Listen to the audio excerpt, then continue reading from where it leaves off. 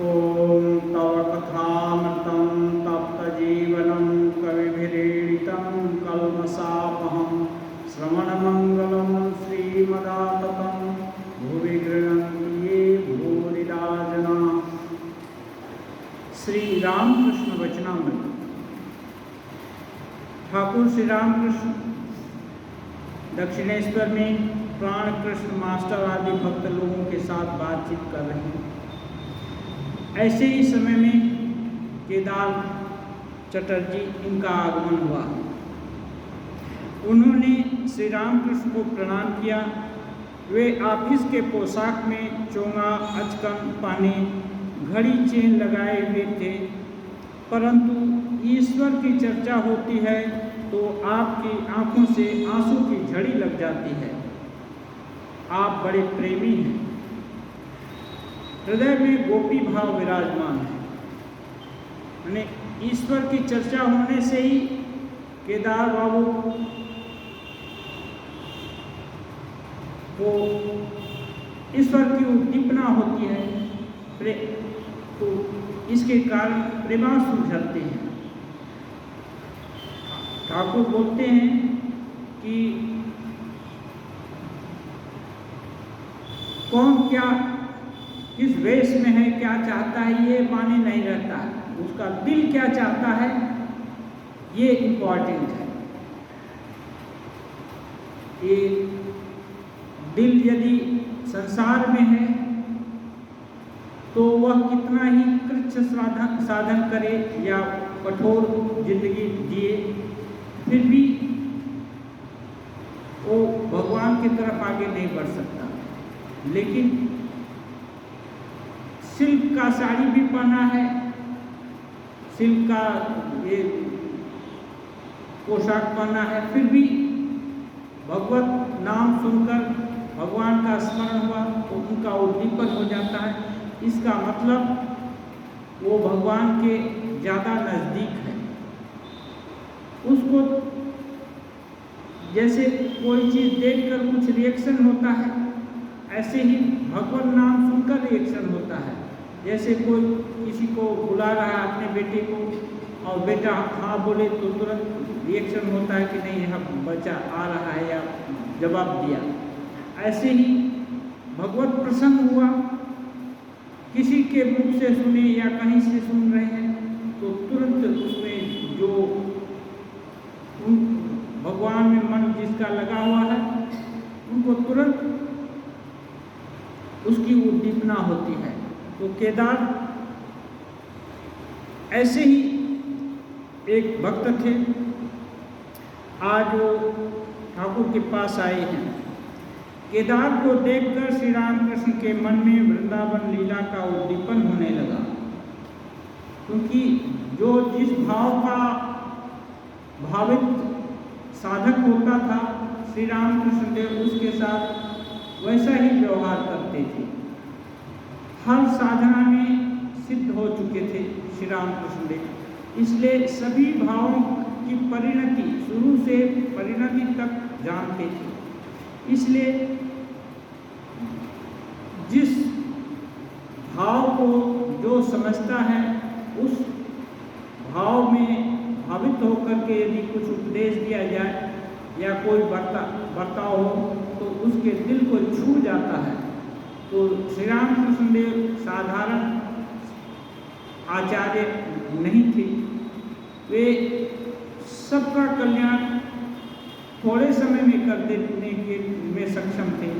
इसलिए जो जिस भाव का भावित जो भाव जिसके मन में है बीजाकार के रूप में उसी भाव को अवलंबन करके श्री रामकृष्ण देव उपदेश देते थे या उसके साथ व्यवहार करते थे, जिससे कि उसका भाव और घनीभूत हो जाए।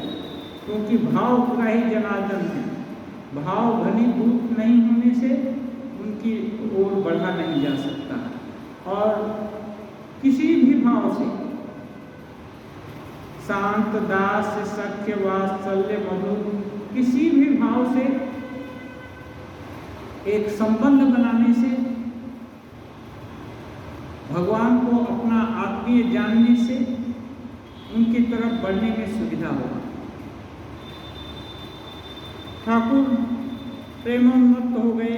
खड़े होकर केदार को सुनाते हुए इस मर्म का गाना गाने लगे। क्यों सखी, वह पल अभी कितनी दूर है जहाँ मेरे श्याम सुंदर हैं, अब तो चला नहीं जाता। एक सखी दूसरे सखी को कह रही। श्री राधिका के भावावेश में गाते गाते ही श्री रामकृष्ण समाधिमग्न हो गए। चित्रवत खड़े हैं, नेत्रों के दोनों कोरों से आनंद आंसू ढुलक रहे हैं। भूमिष्ठ होकर श्री रामकृष्ण के चरणों में स्पर्श करके केदार बैठकर उनकी स्तुति करने लगे। हृदय कमल मध्य निर्विशेषं निरीहं हरिहर विधिवेद्यं योगिभिर्ध्यान गम्यं जनन मरण भीति भ्रंशी सच्चे स्वरूपं सकल भुवन बीजं ब्रह्म चैतन्य मेरे। स्तोत्र करके ठाकुर की वंदना कर रहे हैं केदारनाथ। कुछ देर बाद श्री रामकृष्ण प्रतिष्ठित हुए। केदार को अपने घर खाली शहर से कलकत्ते के काम पर जाना था। रास्ते में दक्षिणेश्वर काली मंदिर में श्री रामकृष्ण देव के दर्शन करने जा रहे हैं। कुछ देर विश्राम करने के पश्चात केदार ने विदाई दी। केदार रास्ते में जा रहे थे तो सोचे ठाकुर का दर्शन करके जाएंगे। जिसका जिस पर स्नेह होता है उससे मिलता है, उसके यहाँ बार बार जाता है और उससे दोनों को ही, एक दूसरे को, भगवान और भक्त दोनों को ही उद्दीपन होता है। इसी तरह भक्तों से वार्तालाप करते हुए दोपहर का समय हो गया। श्री रामलाल श्री रामकृष्ण के लिए थाली में काली माता का प्रसाद लाए। कमरे में आसन पर दक्षिणार्थ से बैठकर श्री रामकृष्ण ने प्रसाद पाया। बालकों की तरह भोजन किया, थोड़ा थोड़ा सभी कुछ खाए। भोजन करके श्री रामकृष्ण उसी छोटी खाट पर विश्राम करने लगे।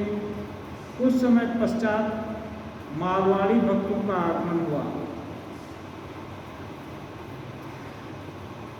अभ्यास योग, दो पथ, विचार और भक्ति, आगे के का उदाहरण इसी में है। 3 बजे होंगे। मारवाड़ी भक्त जमीन पर बैठे हुए श्री रामकृष्ण से प्रश्न कर रहे हैं। कमरे में मास्टर, राखाल और दूसरे भक्त भी हैं। मारवाड़ी भक्त, महाराज उपाय क्या है? श्री रामकृष्ण उत्तर देते हैं, 2 उपाय है, विचार मार्ग और अनुराग अथवा भक्ति मार्ग। सत असत का विचार, एकमात्र सत्य या नित्य वस्तु ईश्वर है और सब कुछ असत यानी अनित्य है। इंद्रजाल दिखाने वाला ही सत्य है, इंद्रजाल मिथ्या है, यही विचार है। इंद्रजाल में जादू दिखाते हैं तो जादू दिखाने वाला सत्य है, लेकिन जितनी तरह की भी जादू दिखाता है वो उसके मनोभाव का या किसी न किसी ट्रिक का खेला है। अपने मन के जो प्रभाव से भी दूसरे के मन को प्रभावित करके जो चीज़ नहीं है उसको भी दिखा देता है जादूगर। और इसकी कुछ परिधि होती है, वो कलकत्ता बैठकर यहाँ कुछ जादू नहीं दिखा सकते, यही कुछ परिधि के अंदर ही वो दिखा सकते हैं, क्योंकि उसका विचार इतना प्रबल है कि अपने विचारों से दूसरों के विचारों को वही देखने के लिए मजबूर कर देता है। क्योंकि कॉस्मिक माइंड है वो एक ही है, ब्रह्मा का मन, उसी मन के अंदर हम सबका मन है। तो जिसका मन थोड़ा उन्नत हो गया या किसी विषय में ये हो गया, प्रबल हो गया, वो उस प्रभावित कर देता है। लेकिन ये जो जादू दिखाने वाले हैं सभी के ऊपर उनका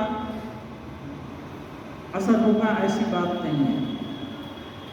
तो ठाकुर बोल रहे हैं कि ये जादू दिखाने वाला व्यक्ति जो है वो सत्य है, उसका जो भी करामात दिखा रहा है वो सही नहीं है। इसी को बोलते हैं कि ईश्वर जो जीव जगत ये निखिल ब्रह्मांड, संपूर्ण ब्रह्मांड तैयार किए हैं, सुख दुख दिन रात सब कुछ हो रहा है, ये जिसने बनाया है वो ठीक है, लेकिन जिसको बनाया है वो सत्य नहीं है, वो असत है। असत माने थोड़े दिन के लिए अनित्य है। विवेक और वैराग्य, इस सत असत विचार का नाम विवेक है। जिसको समझ में आ गया कि कौन सा सत्य है और कौन सा असत है, और ये विचार करने में जो दक्ष हो गया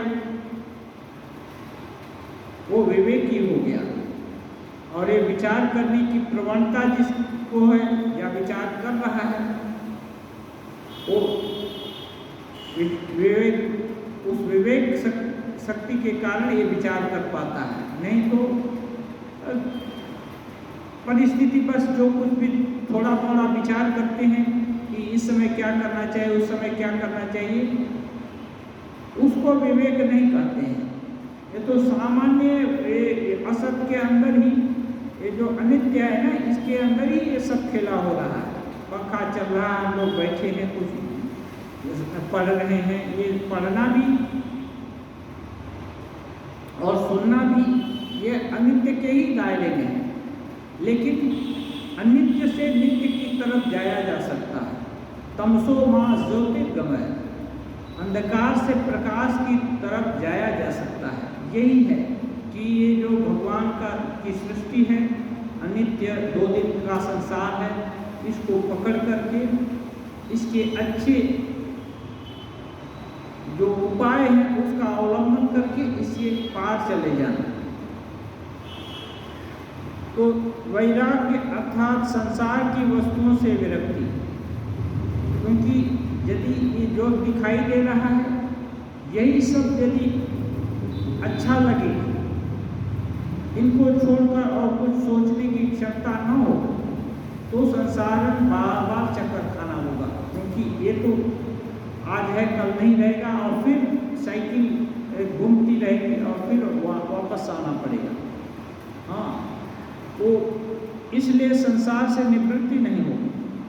लेकिन जो इस वर्म को जान गया कि ये सब 2 दिन के लिए ही है, जो भी राजा है फकीर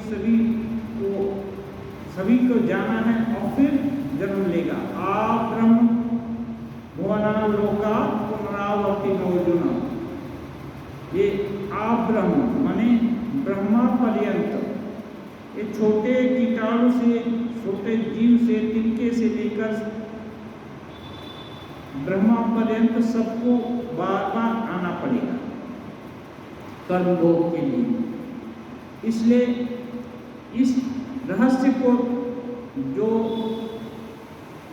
सोच पाता है या सोचने की क्षमता रख रहा है, या जिसके दिमाग में एक बात खटक रही है, खटकना बोलते हैं, प्रिक करती है, चुभती है।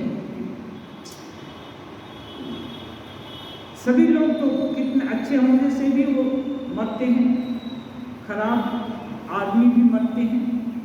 जो कोई भी अच्छी चीज़ है खत्म होती है, खराब चीज़ भी खत्म होती है। इसका क्या रहस्य है? रहस्य यही है कि इसका स्वभाव यही होता रहेगा। तो फिर इस रहस्य को समझ करके और इसके पीछे, इसके बैकिंग में क्या है, बैकिंग में वही है ईश्वर तत्व, उसको पकड़ने की इच्छा होगी, उसके लिए प्रयास किया तो इसका और विचार के द्वारा प्रयास किया तो इसका नाम है विवेक है। यह एकाएक नहीं होता। ठाकुर बोल रहे हैं ये विवेक और संसार से जो विरक्ति है ये एकाएक नहीं हो जाती। सुनना और बोलना बहुत आसान है, लेकिन जब प्रलोभन आता है तो खींच ले जाता है। तो इसलिए ये इतना आसान नहीं है। प्रतिदिन अभ्यास करना चाहिए। कामिनी कांचन का त्याग पहले मन से करना पड़ता है।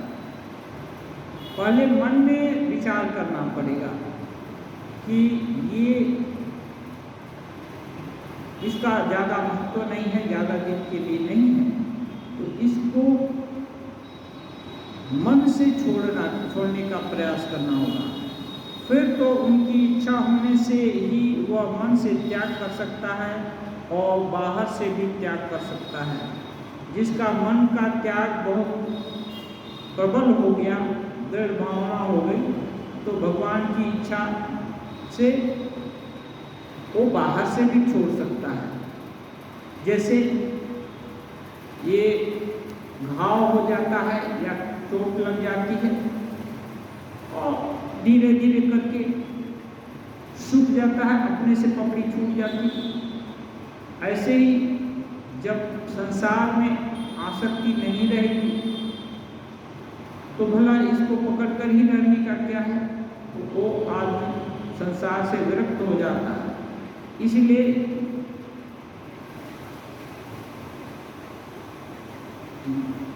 ये ब्रह्मचर्य, गृहस्थ, वानप्रस्थ, संन्यास ये थी।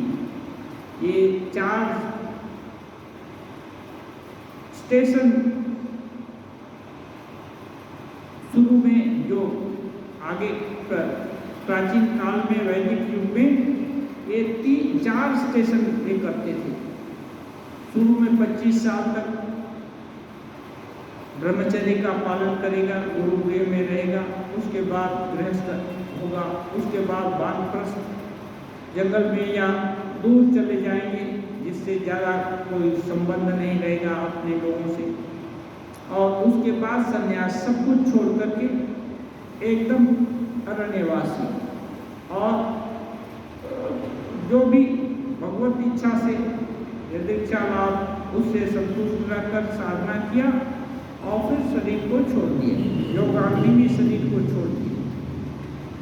तो ये मन से पहले अभ्यास करना होता है, लेकिन आज वो युग नहीं है। इसलिए घर में ही यदि मन से अभ्यास किया कि नहीं, धीरे धीरे प्रयास किया, अभ्यास का, तो धीरे धीरे कुछ समय जाएगा, 10 साल 20 साल जितना भी हो, उसके बाद धीरे धीरे वो मन का विचार दृढ़ हो जाएगा।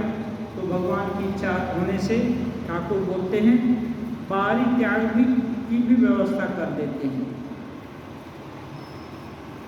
पर कलकत्ते के आदमियों से क्या मजाल जो कहा जाए कि ईश्वर के लिए सब कुछ छोड़ो।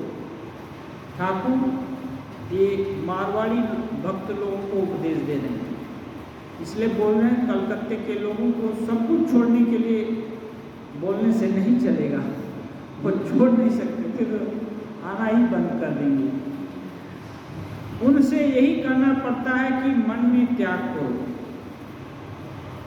माने जो लड़का जो बिगिनर्स है, जो चीज़ समझता है, उसके धरातल पर आकर उसको शिक्षा दी जाएगी, तभी उसका कल्याण होगा। बहुत ऊंची बात कह देने से वो दिल में प्रवेश नहीं करेगी, इसलिए इतनी ऊंची बात कहने का जरूरत नहीं। जैसे पढ़ाई करते हैं तो पढ़ाई तो छोटे बच्चे से ही शुरू होती है और बहुत ऊंची कक्षा तक जाते हैं। कोई लोग बूढ़े होकर भी पढ़ते रहते हैं और इवन एकेडमिक डिग्रियां भी लेते रहते हैं। तो और ऐसे तो ठाकुर बोले ना, यावत बाची तावत सीखी, जब तक बचे रहेंगे तब तक सीखेंगे। इसलिए सीखना तो है ही, लेकिन छोटे बच्चे को बहुत कुछ नहीं बताया जा सकता।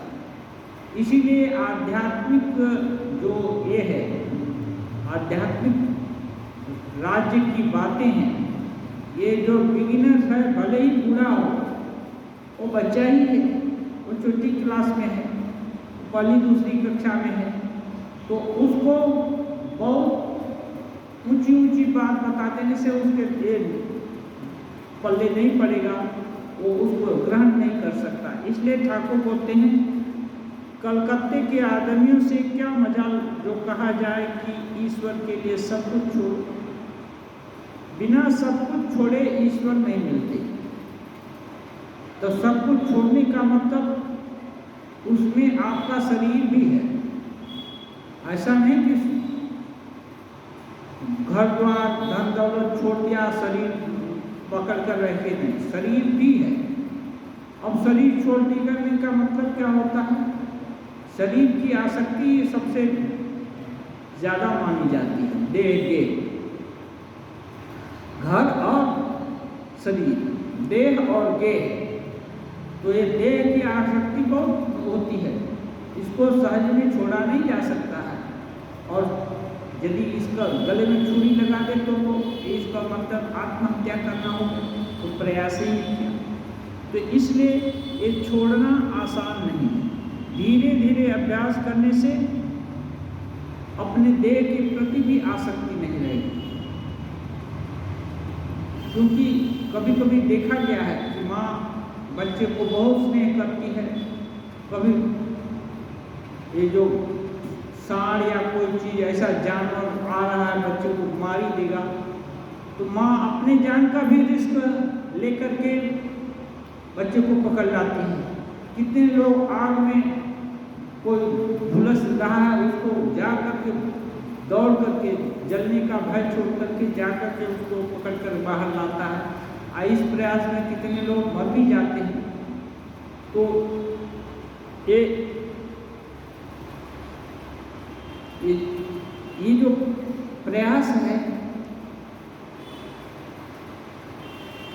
ये कहीं भी किया जा सकता है। इसलिए ठाकुर बोल रहे हैं कि जो जितना कर सकता है उसको उतना ही करना पड़ेगा, लेकिन धीरे धीरे यदि परोपकार करने की इच्छा होगी तो किसी का नुकसान होने जा रहा है तो वहाँ दौड़ करके झांक करके आदमी उसको बचा लेता है।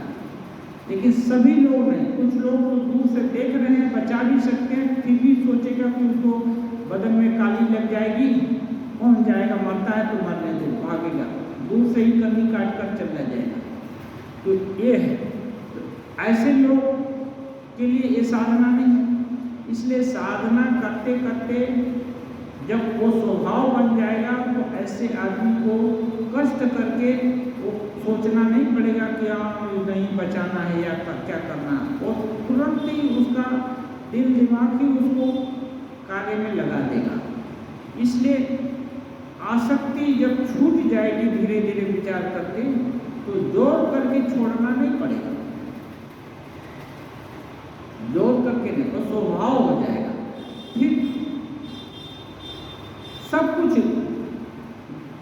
देगे सभी रहेगा, लेकिन किसी में आसक्ति नहीं रहेगी। जब भी कमांड आया कि चलना है तो तुरंत जाने के लिए तैयार हो जाएगा, देह छोड़ने के लिए तैयार हो जाएगा। कोई नहीं, देह में बहुत दिन लगे, ये इसका कोई मूल्य नहीं है, कभी तो जाना ही। इसलिए उसको मृत्यु से भय नहीं रहेगा। ठाकुर बोले हैं लज्जा घृणा भय तीन रहने से भगवत लाभ नहीं होता है। तो ये चरम बात है, लेकिन चरम बात एक दिन में नहीं होती। इसलिए ठाकुर बोलते हैं प्रयास करना है। अभ्यास योग से कामनी कांचन में आसक्ति का त्याग होता है, यह बात गीता में है। अभ्यासेन कौन्तेय वैराग्येन च गृह्यते। अभ्यास, भगवान कृष्ण अर्जुन को बोल रहे हैं, हे अर्जुन, ये बोलते हैं मन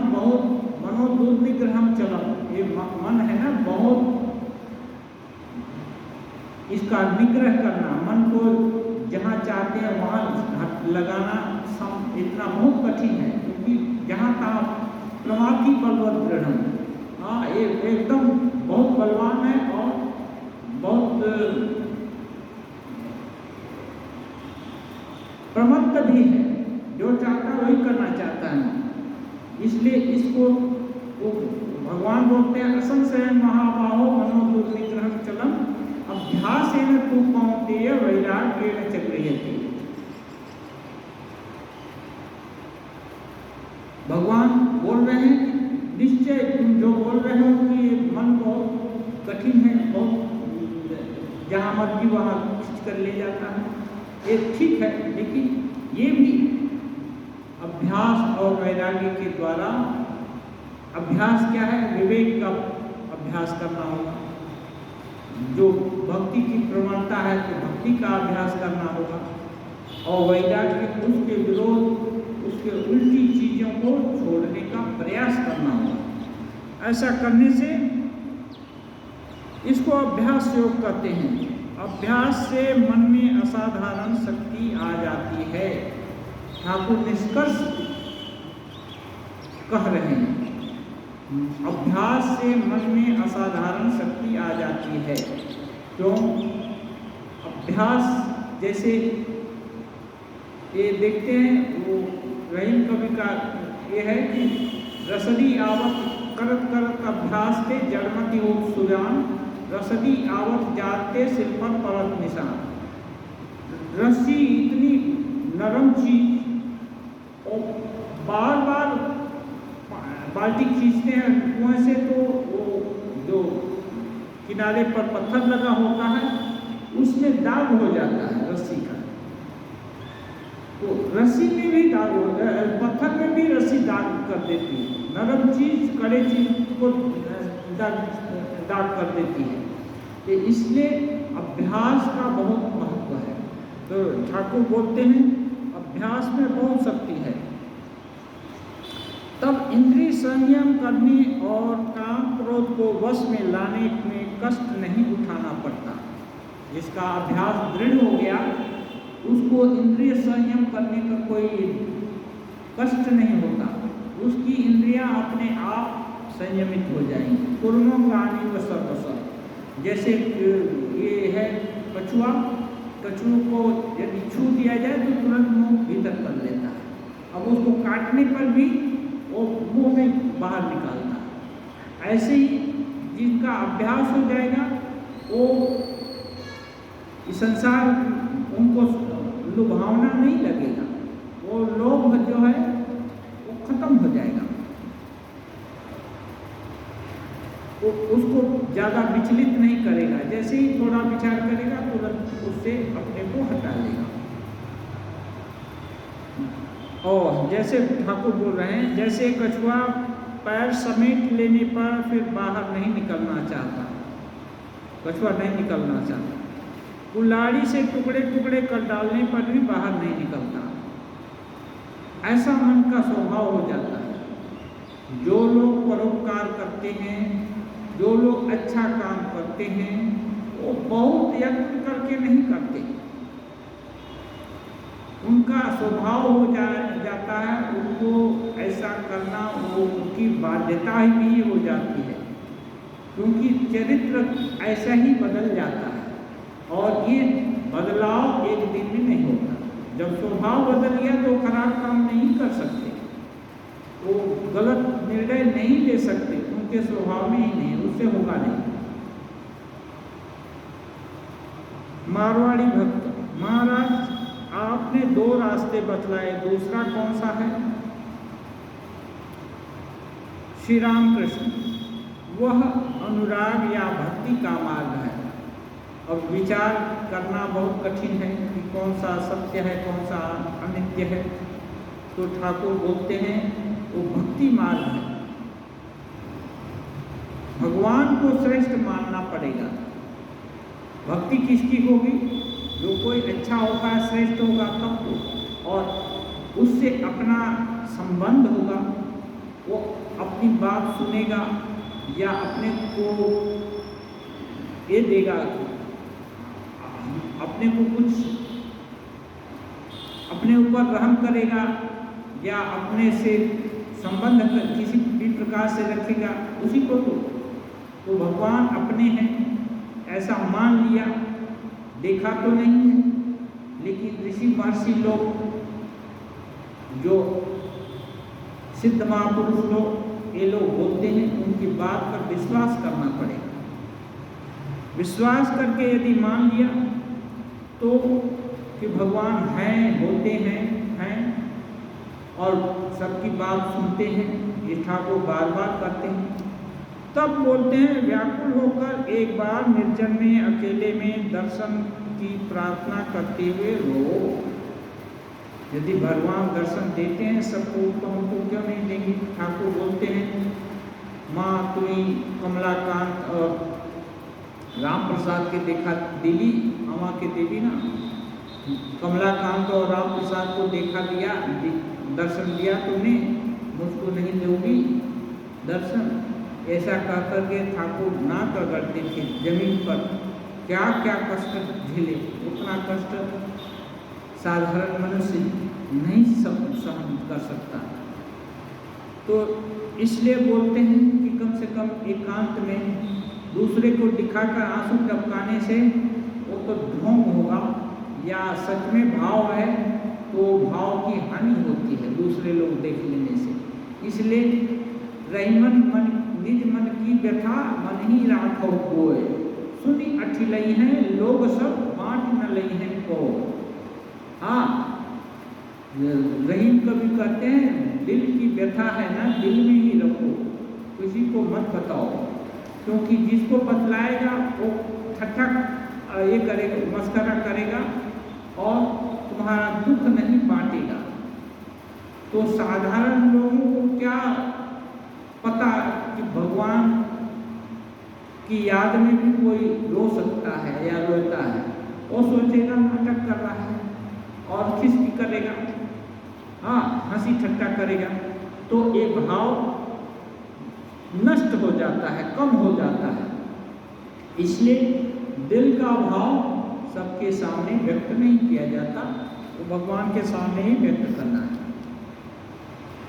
ठाकुर कह रहे हैं ऐ मन, जैसे पुकारा जाता है उस तरह तुम पुकारो तो सही। एक गाना है, हाँ उसी का भावार्थ है। ऐ मन, जैसे पुकारा जाता है दिल से, वैसे पुकार कर देखो तो सही। फिर देखो भला तुम्हें छोड़कर माँ श्यामा कैसे रह सकती हैं। पुकारने डाक देखी मन डाकार मतन केमन श्यामा थाकते पारे। ऐसे पुकारो तो जैसे दिल से पुकारो कि नहीं, और दिल से कैसे पुकारेगा? जब वो उसको अपना मानेगा तभी तो पुकारेगा। छोटा बच्चा अपना वो दूसरे के घर में माँ माँ कहकर थोड़े पुकारता है। माँ है नहीं, माँ हो सकता है शरीर छोड़ दिया है, हाँ किसी घर में पड़ी है शरीर ही छोड़ दिया, तब भी वो वहीं इसी घर में रो रो कर माँ माँ पुकारेगा। दूसरे के घर में थोड़े जाकर पुकारता है, क्योंकि वो दूसरा माँ हो सकती है लेकिन उस पर उसका भरोसा नहीं, उसको नहीं जानता है। इसलिए जिसको ये हो गया कि नहीं भगवान है, वो इसको उसको बोलने थोड़े जाएगा। वो एक अकेला में एक एकांत में बैठकर सो लेट कर या जैसे भी वो रो रो करके अपना दुख भगवान को सुनाएगा या दुखी होगा। ये दुख लेकिन अच्छा है, ये दुख अच्छा है। ये दुख जिसको हो वो भाग्यशाली है। बाकी दुख तो माइक चीज़ों के लिए होता है, माइक रिलेशन के लिए होता है। भगवान नहीं मिले या भगवान आओ मिलो, इसको बोल करके कोई रोता है, ये अहोभाग्य है।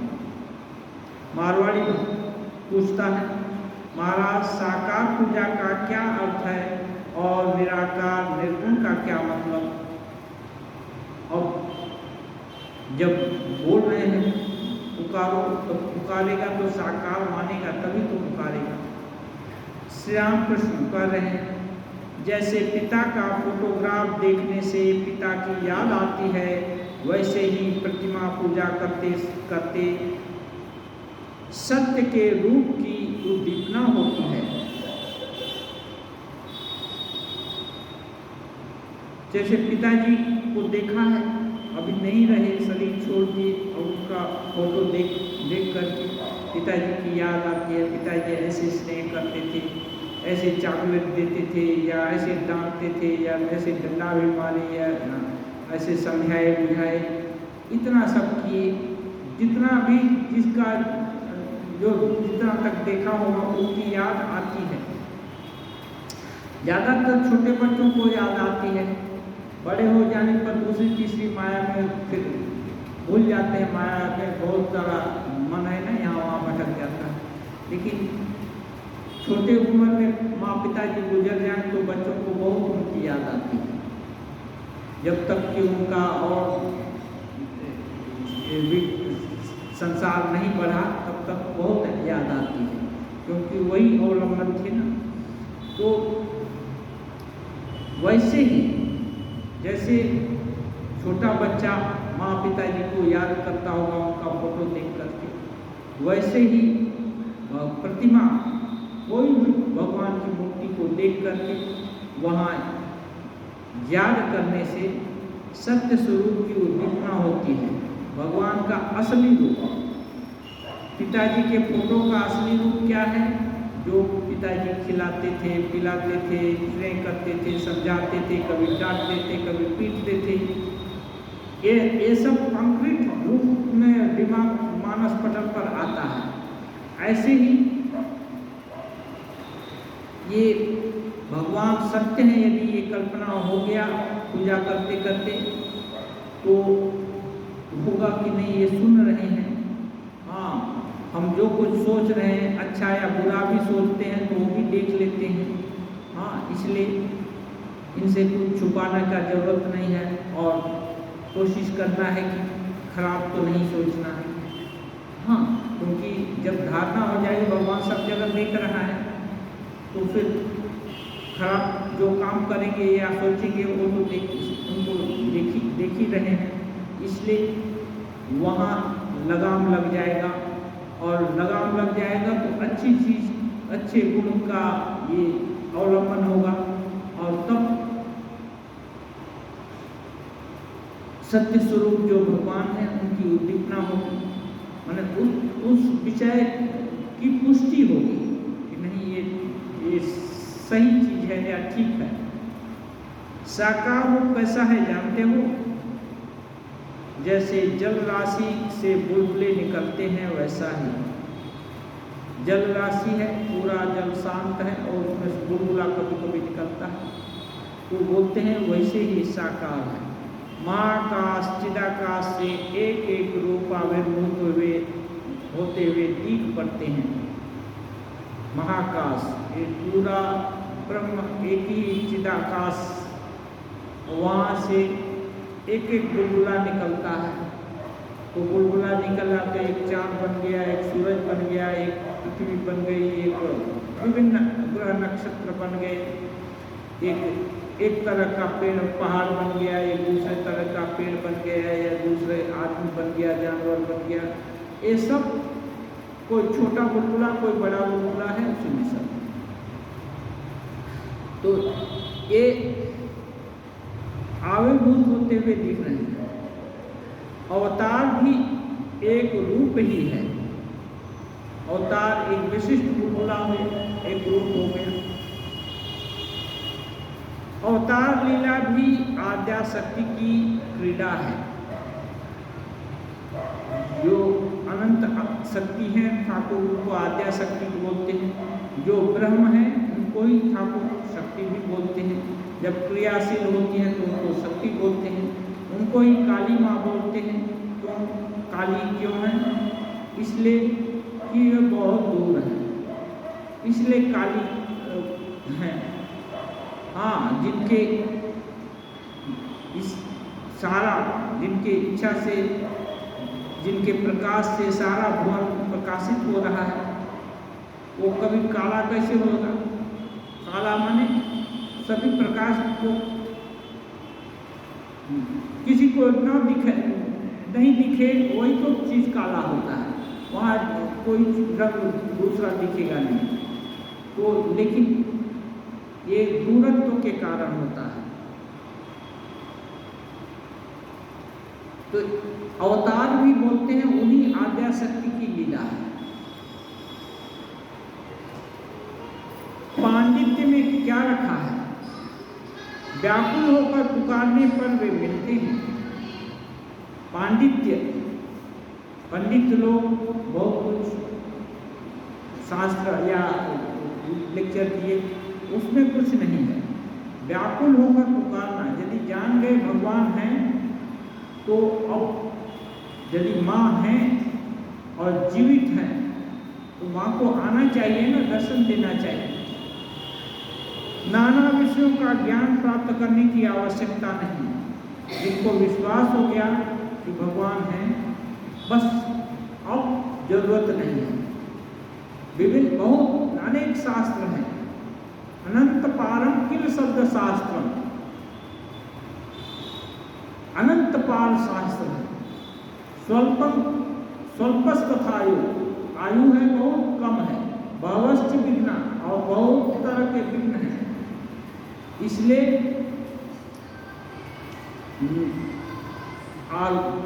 सारम ततोग्राह्य अपास्य फलगु, सार को ग्रहण करना चाहिए और जो भूसा है ना वो उसको छोड़ देना चाहिए। कैसे?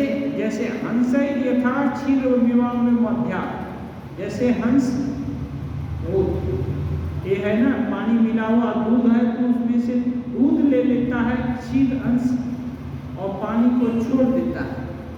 तो इसका हंस के मुंह में कुछ ऐसा विवेक है, ऐसी कुछ डिवाइस है जिसके कारण कि वो पानी को नहीं लेता और सार को ले लेता है। ऐसे ही जिनका विवेक खुल गया है या जिनको भगवान में विश्वास हो गया है, तो उनको इतनी शास्त्र पढ़ने का कोई जरूरत नहीं, वो तो बस व्याकुल होकर पुकारने से ही होगा। लेकिन जिनकी बुद्धि तार्किक है, वो बिना समझे बुद्धि का दौड़ उनका बहुत है, उनके लिए भाष्य है, शास्त्र के ऊपर भाष्य है, भाष्य के ऊपर टीका है, टीका के ऊपर टिप्पणी है और बहुत तरह की व्याख्या। क्योंकि उनको जब ज़्यादा एक्सरसाइज नहीं करेंगे तब उनकी बुद्धि ठिकाने नहीं लगती है, उनका विश्वास नहीं होगा। और जब दौड़ते दौड़ते कसरत करते करते थक जाएंगे, वैचारिक कसरत, तब विचार होता है कि नहीं, ये ब्रह्म वस्तु ही सत्य है। यदि ऐसा विचार हो गया तो फिर और शास्त्र की जरूरत नहीं।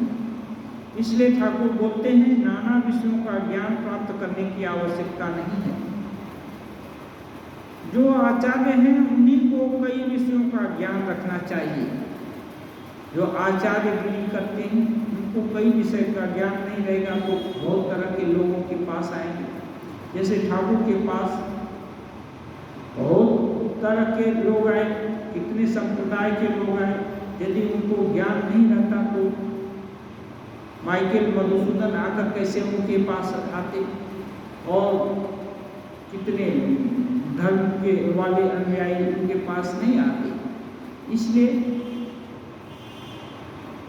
जो आचार्य हैं उन्हीं को कई विषयों का ज्ञान रखना चाहिए। दूसरों को मारने के लिए ढाल तलवार की जरूरत होती है। क्यों बोलते हैं युद्ध में यदि दूसरे को मारना है तो ढाल तलवार चाहिए, क्योंकि उसके वार को रोकना पड़ेगा और अपना वार उसके ऊपर चलाना पड़ेगा। परंतु अपने को मारने के लिए एक सुई या नहरनी से ही काम चल सकता है।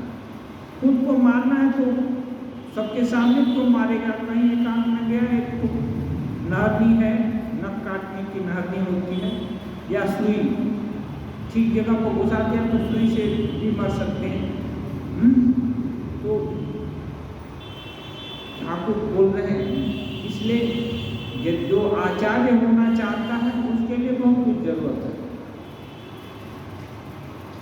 और सभी तो आचार्य होंगे नहीं। पहले खुद को ज्ञान नहीं हुआ और दूसरे को उपदेश देंगे तो उससे कुछ लाभ होने का है नहीं। इसलिए ज़्यादा पढ़ने का ठाकुर बोल रहे हैं कोई आवश्यकता नहीं है, जिसको विश्वास हो गया। मैं कहूँ इसकी ढूंढ तलाश करने के लिए चलो तो उन्हीं के निकट जाना पड़ता है। यदि ढूंढे कि मैं कौन हूँ तो ढूंढते ढूंढते भगवान की ही तरफ आ जाएगा कि ब्रह्म ही वही मैं हूँ। क्या मैं मांस हूँ, हाड़, रक्त या मज्जा हूँ, मन या बुद्धि हूँ? अंत में विचार करते हुए देखा जाता है कि मैं यह सब कुछ नहीं हूँ, क्योंकि हाड़ टूट गया तो मैं खत्म हो गया, ये तो नहीं होता है। अस्थि मज्जा भी नहीं है, रक्त थोड़ा गिर गया तो हम खत्म थोड़े हो गए। इसलिए मैं ये सब नहीं हूँ। तो इस तरह के विचार को नेति नेति मैं यह नहीं हूँ, वह नहीं हूँ, तो क्या हूँ? धीरे धीरे विचार करते करते आत्मा वह चीज नहीं कि पकड़ा जाए, वह निर्गुण और निरुपाधि है। फिर तो कौन चीज देखती है? विचार करते देह है? नहीं, देह तो बहुत छोटी थी, बाद में जवान हुआ, फिर बुढ़ापा आ रहा है, तो देह कैसे मैं हूँ? ये नहीं था, है तो कौन सा है? तो मैं जो कि जागृत अवस्था में हूँ वो मैं हूँ, या सोया हुआ है, सोया में आदमी मरे के जैसा रहता तो कौन हूँ? लेकिन जो मैं सोया था वही मैं तो जगा हुआ है। तो ये सब एनालिसिस करने से देखता है कि नहीं, जो मैं नाम की चीज जो प्रतिभात हो रही है वो ये सब विकार जो हो रहे हैं सब अवस्था से भिन्न कुछ है, और ये करता भी नहीं है, क्योंकि करता कुछ यही यदि करता हो तो ये जो कुछ किया वो खत्म हो जाता है, उसके साथ ये भी खत्म हो जाएगी। इसलिए ये निर्लिप्त एक सत्ता है, और वो सत्ता निर्गुण और निरुपाधि है। यदि निर्गुण और निरुपाधि है तभी तो हर समय रहेगी, नहीं तो शरीर जला दिया जाता है तो सब शरीर के साथ चला जाएगा, मैं फिर कहाँ जाता हूँ?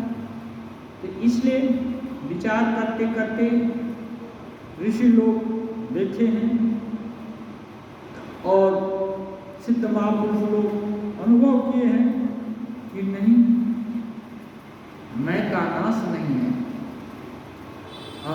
और यही शुद्ध मैं जो है ना वही निर्गुण और निरुपाधिक है, और वही आत्मा या ब्रह्म है।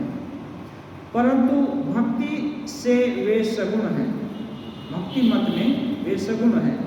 चिन्मय श्याम, चिन्मय धाम, सब चिन्मय। भक्त के लिए ये जो है ब्रह्म या आत्मा या जो है वो भगवान सगुण है, चिन्मय है। माने वो बात सुनते हैं, अच्छे लगते हैं, और सब कुछ उनका अच्छा है, उसमें कोई किसी प्रकार का दोष नहीं है। मारवाड़ी भक्तगण प्रणाम करके विदा हुए, संध्या हो गई। श्री रामकृष्ण गंगा दर्शन कर रहे हैं, कमरे में दीपक जलाया गया। श्री रामकृष्ण जगत माता का नाम स्मरण कर रहे हैं और अपनी खाट पर बैठे हुए उन्हीं के ध्यान में मग्न हैं। लोग चले गए, फिर भी ठाकुर उसी भगवत ध्यान में ही मग्न हैं। शिव मंदिर में अब आरती होने लगी। जो लोग इस समय भी गंगा के किनारे या पंचवटी में घूम रहे हैं वे दूर से आरती की मधुर घंटा ध्वनि सुन रहे हैं। ज्वार आ गई है, भागीरथी कल कल स्वर से उत्तर की ओर बह रही है। आरती का मधुर शब्द इस कलकल ध्वनि से मिलकर और भी मधुर हो गया है। इस माधुर्य के भीतर प्रेमोन्मत्त श्री राम कृष्ण बैठे हुए हैं, एकदम प्रेम में सराबोर हो गए हैं। सगुण चिंतन करते करते ठाकुर प्रेमोन्मत्त हो गए हैं। सब कुछ मधुर है, हृदय भी मधुमय हो रहा है। भगवान का सब कुछ मधुर है, सब कुछ चिन्मय है। तो ये एक ही सत्ता भाव के अनुसार विभिन्न तरह से प्रकट होती है, जिसका जैसा भाव उसको वैसा लाभ।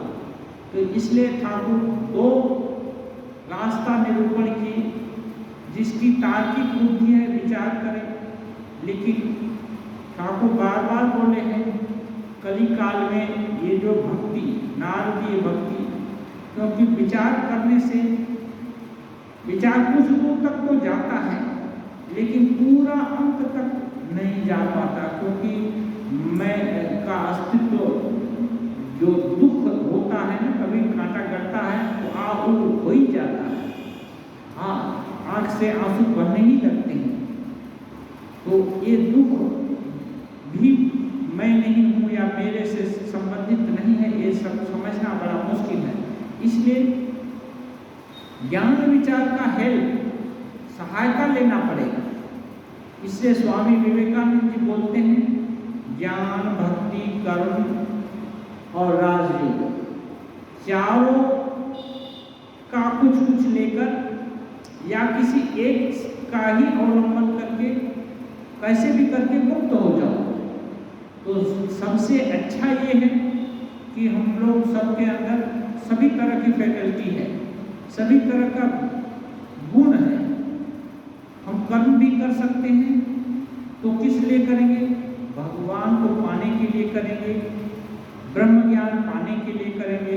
भक्ति करेंगे तो किसी बड़े आदमी को क्यों करेंगे? भगवान को करेंगे। यदि घर में बुजुर्ग माँ पिताजी या कोई है तो ये सोच कर करेंगे कि भगवान ही पिताजी के रूप में है, तो ये भगवत चिंतन हुआ। भक्ति, ज्ञान, ये सब जो दिख रहा है, घर द्वार या जो भी संसार, ये सब चंद दिन के लिए है।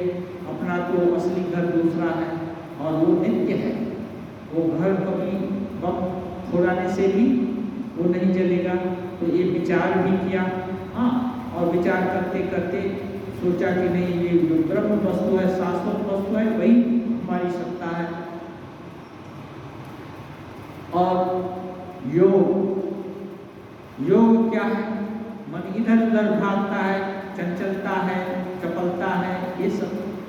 इसको रोक करने के लिए कभी कभी संकल्प हुआ कि नहीं, खबरदार, मैं जैसा चाहूँगा वैसा करना पड़ेगा। तुम अपने मन मर्जी जहाँ वहाँ घूम नहीं सकते। मन पर कंट्रोल किया। हाँ, इस शक्ति का अवलंबन करके भी कभी कभी डांटना भी पड़ता है मन को। तो डांट करके और उसको रोक करके इष्ट में लगाया या ब्रह्म वस्तु में लगाया या भगवान में लगाया कि नहीं, ये करना ही है। जब नहीं करना चाहता तो जो भी है, आज खाना नहीं मिलेगा जब ये बिना। हाँ, ध्यान नहीं करना है या जो कुछ भी नहीं करना चाहता, ठीक है, आज तब उपवास रहेगा, आज कोई सुविधा नहीं मिलेगी, तो इसको बोलते हैं दंड देना होगा। तो वो भी कुछ देर उपवास करने के बाद जब भूख जोर से लगेगी तो फिर मानेगा मन। हाँ, दंड मिलने से आदमी सुधरता है। तो इसलिए ज्ञान, भक्ति, कर्म और योग चारों का अवलंबन करके यदि साधना किया जाए और सबको भगवत ओरिएंटेड उद्देश्य की तरफ ही लगा दिया जाए, तो इसमें सहजता आ जाती है। किसी को छोड़ना नहीं पड़ता है, किसी गुण का परित्याग न करके सबका उपयोग करके लक्ष्य की प्राप्ति के लिए प्रयास कर सकते हैं। ये श्री रामकृष्ण देव स्वामी जी ये सब सिखाते हैं। ओम निरंजनम नित्यम अनंत रूपम भक्तानुपम पाद विग्रहम वै ईशावतारं परमेशमेत्यं तं रामकृष्णं शिरसा नमामि।